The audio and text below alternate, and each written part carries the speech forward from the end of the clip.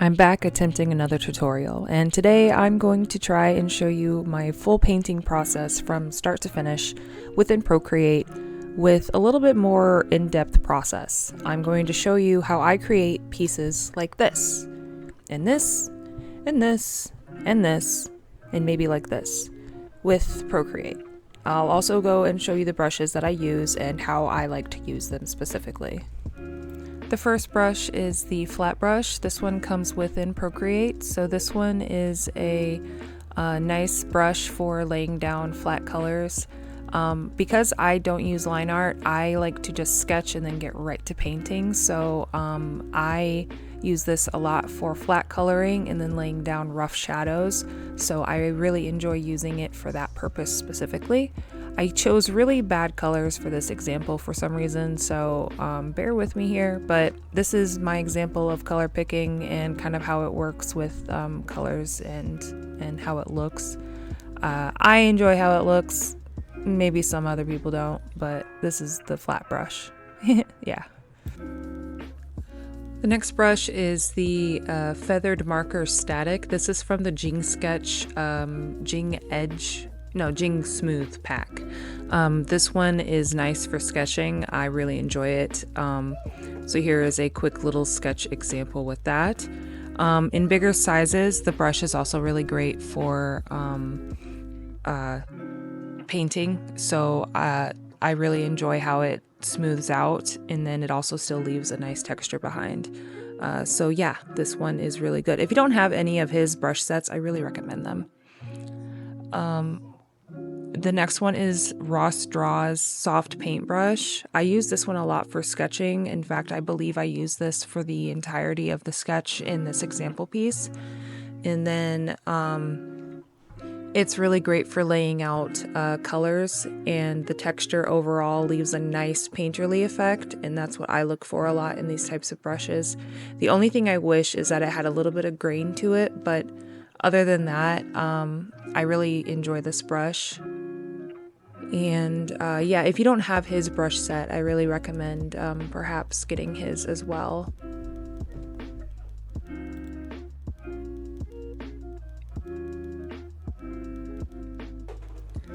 The next brush, I don't really know where I got it. It's the dry ink brush. I use this for sketching and as well as small details like eyelashes and stuff like that.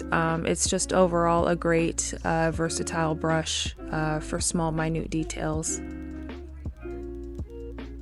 And then the next brush is the Thin Render Solid.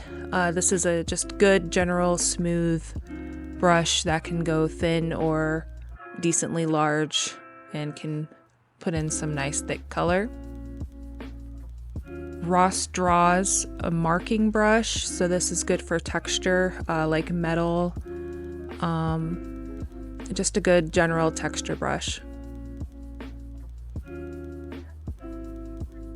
And then I have my signature created as a brush. I just kind of make it on a new layer, and then I usually make my signature white, and then I warp it to my piece however it fits best, and then stamp it on there. So these are the brushes that I like to use and the best way that I enjoy using them. So small disclaimer, I am just doing a portrait piece as my example. This is just going to be a rundown of how I use these brushes best and how I paint with this style. This is not going to be how I do the composition, how I choose colors, or things like that. That would be best done by a different YouTuber that can better explain that type of process, because frankly, I don't know how to best articulate that into words. I'm really not great at articulating my words, so I'm going to try my best here. So here I'm just doing a basic sketch of my character Eve. She is an alternative cowgirl who is a witch, and she uses her potions and she takes care of her farm. So I'm speeding up my sketch here, but the brush that I'm using is the BrittniDraws Soft Paint brush. I really love that brush and I use it quite often throughout this whole process here. So The base of the process that I use is going to be the same as if I were doing a full illustration, but a portrait is just going to be easier for me to do, just for time and everything else.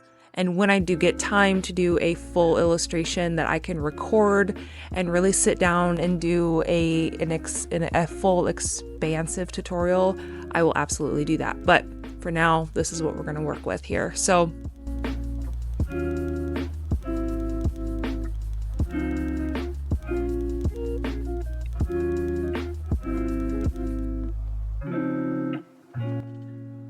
as I mentioned previously, I go right from sketching to painting, so I make a new layer and I drag it underneath my sketch layer. From there, I like to set my sketch layer to hard light. And then underneath my sketch layer on that new layer, I'll then go in and start filling in all of my base colors. All of the colors will be on the same layer, so hair, clothing, and skin tone.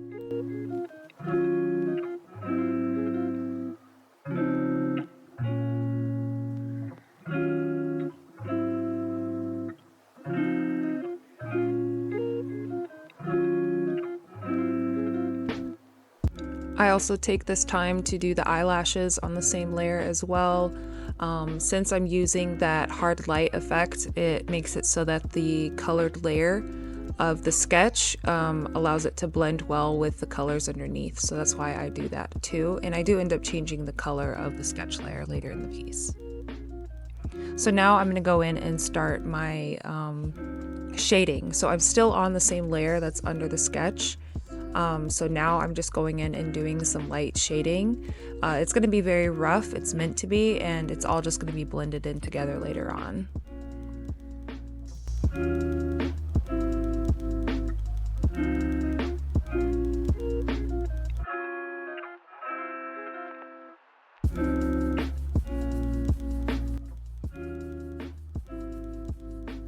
So I believe I'm using the BrittniDraws soft paintbrush here, and I'm going in with a more peachy tone to add blush. I'm still on that same layer underneath the sketch, and I'm just adding some minor blush details and darker tones here. And then I'll go in and color pick where I want to soften up the edge of this blush detail. And kind of blend it out and make it kind of look softer when I pick the right color. Kind of make it look softer around like the eyes and clean it up around that part of the face. So as I continue to color pick and blend, it will start to kind of clear up. I'll also go in with that same brush and make my base shape for the lips. She wears dark purple lipstick, so this is kind of how I do my lip shape. It's just really a blob, and then I use the skin tone around it to shape the lips and then add shine to it. And then I'm going in and doing the eyes. So I'm, again, still using that same BrittniDraws brush. So here with the layer color, I made a new layer on top of the sketch. I darkened it, clipped it to the layer, the sketch layer, merged them together. Thought maybe I'll adjust the color a little bit, so I'm lowering the opacity. And then I merge them together. So now they're going to be one. I'm making a duplicate of the sketch really quick just because I want to have a copy of it. And then I merge them together. So now I'm working on one layer for the rest of the piece, basically. So this is what I paint on now. So I'm cleaning up the piece from now on, essentially. So now I color pick a common color that I want to focus on, and I then go down a little bit and saturate it. And I'm using a saturated dark maroon color to kind of outline the chin, just so that I can get that face kind of framed. and then the neck area. And then I take the color around the eyes and I start kind of outlining the lips and getting those more defined as well. And then the nostrils.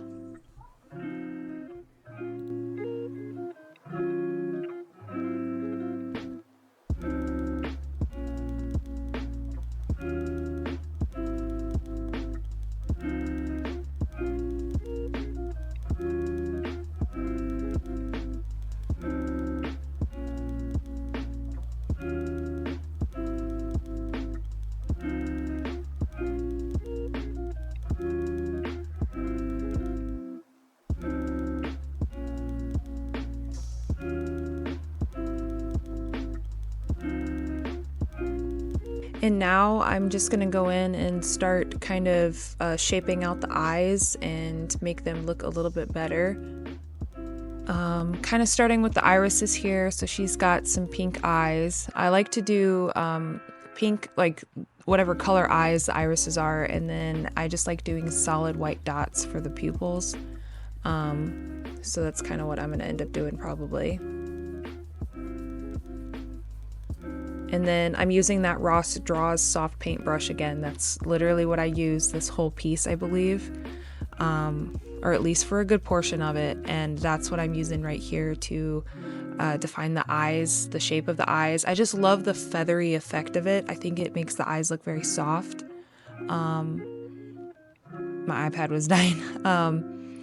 And then I flip my canvas to really get a better look at the eye shape here. And to do the other eye. And yeah, I just really love the effect of this brush when it comes to drawing eyes. I just think it just looks really pretty. And then I color pick and find a common place that I want to place this color and I put it there. So it's so hard to explain this process and kind of articulate what I'm doing here.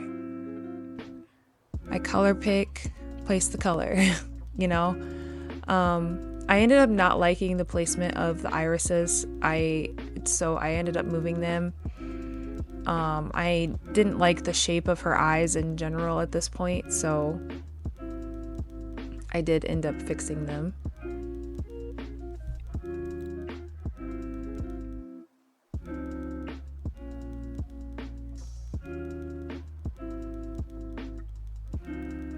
So I had actually taken a break from the piece and realized that one of the eyes was pretty wonky, so I had to do some surgical maneuvers here really quick and move the eye over. So that's what I'm doing here. And again, since everything is on the same layer, I move everything all at once. I have to paint around it and fix it, so that's what I end up doing here. So you'll see me go in and fix this by color picking the colors around it and shaping the piece. Very standard stuff, I feel like. I don't know how else to explain it. So I'm just going to speed through this process.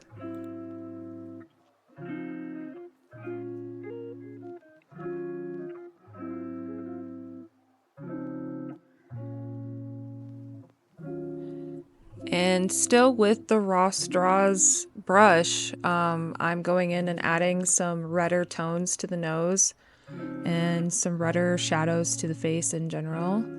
I really love this brush and I didn't realize how much I use it until watching this video.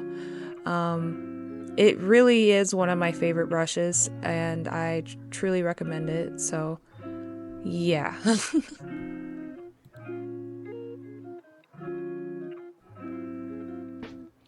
And then you can see me here going in and cleaning up the eyelashes as well with this same brush.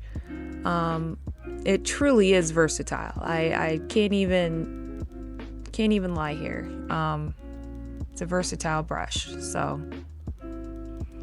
and you can see that like the piece is messy. I have a very messy art style, and that's kind of the style that I'm trying to teach, I guess, to you guys, is more of a looser art style. I find it very freeing. I I don't like being confined by line art. That's why I don't use it. I skip it. I just enjoy being able to be free with my art and not having to be kind of restricted down. So this style is just very fun to me. So if you enjoy it, I really hope that you try it.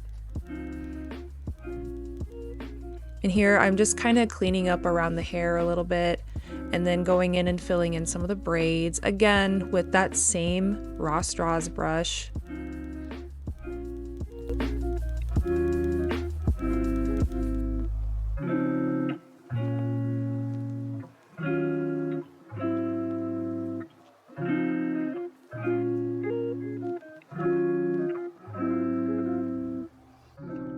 So I realized that I didn't actually reference any cowboy hats originally when I drew the hat, so I went ahead and opened up Pinterest to pull up some references so that I could get the shape of the brim of the hat correct.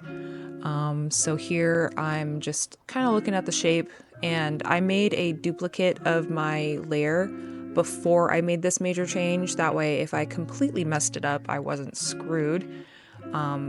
So here I am just kind of fixing that shape here using my eraser and then just going in and painting in the new shape and adjusting it. So it looks a lot better after this. So yeah, references are important. Use them. They're your friend.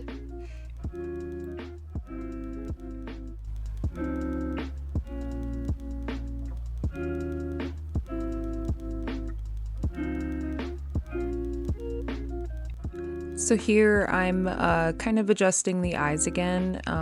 There was something that was bothering me about the cat eyes, like the cat eyeliners, and then I did want to redo the dots because they were a little misaligned. I ended up using the thin render brush for this, and then I redid those little dots and added some little highlights to the little eyeballs. And then I do like adding those, I don't even know what they're called, the white eyelashes, the white bottom eyeline, whoa, I can't speak, good God. Those eyelashes, they're cute. I add them. Yeah, words. So essentially what I'm doing now is I'm just going in with that same brush and I'm cleaning up around the lips, defining shapes, and really just rendering out the face, continuing to blend with those brushes that I mentioned before. Really just the Ross Draws brush, but you know, we don't need to talk about that. I think here I'm actually using the flat brush. Yeah, this is the flat brush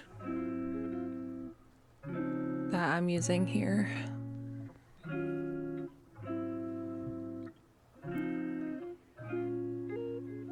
So I wanted to add some sort of shine, so I wanted to do that with the, once again, the Ross Draws soft paint brush, but I decided to add that underneath the chin. Tried to add it into the hair. I ended up not really doing anything with this shine because I ended up adding red shine into her hair anyways because the hat is supposed to be kind of like a reflective red, and I just wanted to add some sort of red into her hair anyways. So I add the red and then I color pick the purple and use that to cut away at the red shine, and that makes it look more part of the hair, kind of. That's what I'm doing right here.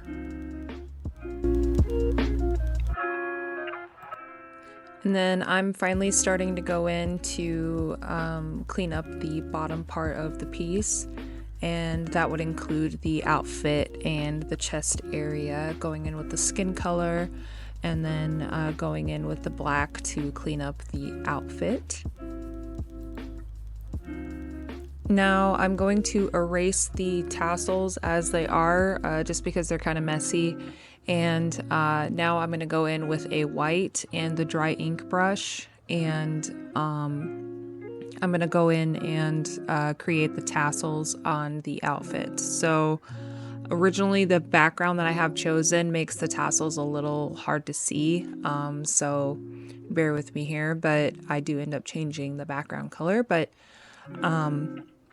so here I am doing these tassels. I'm going to go ahead and fast forward through this process, but this is the dry ink brush.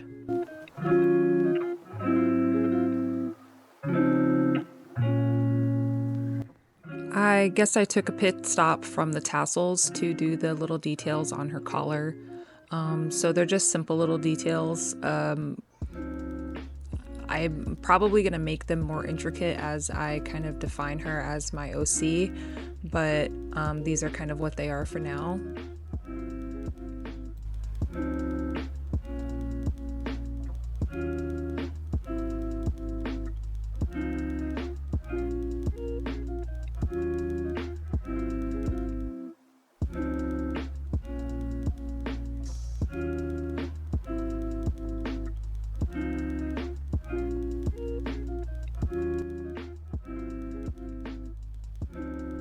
Work smarter, not harder, my friends. Copy and paste. That's what I did with the little design. Just copied it over, pasted it, and warped it to shape, and it all worked out good. Why not?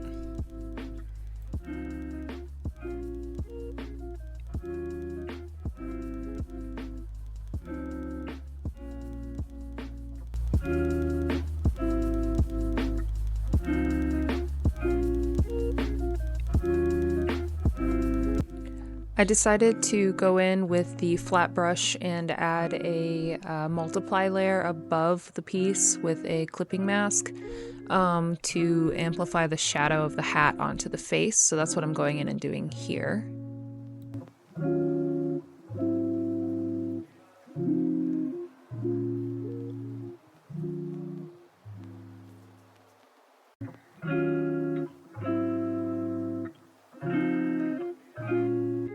Past this point, I'm kind of just repeating the same steps that I've done this whole time, so I'm going to go ahead and just fast forward this up until I add my final effects to the piece. So I would really appreciate it if you would hang out till the end.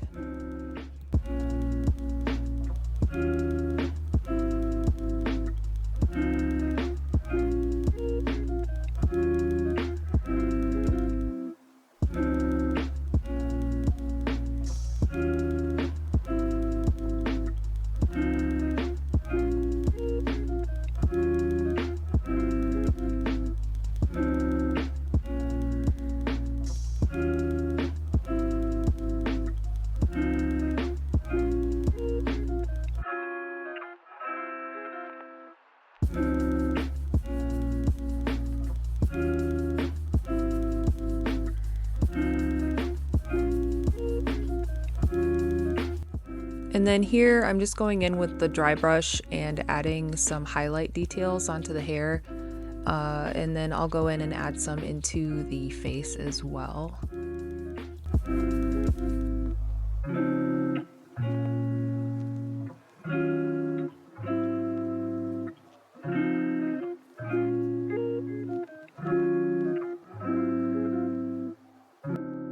And then a fun little treat at the end is being able to witness the changes that you've made to the piece along the way by flipping your layers on and off. Ain't that fun?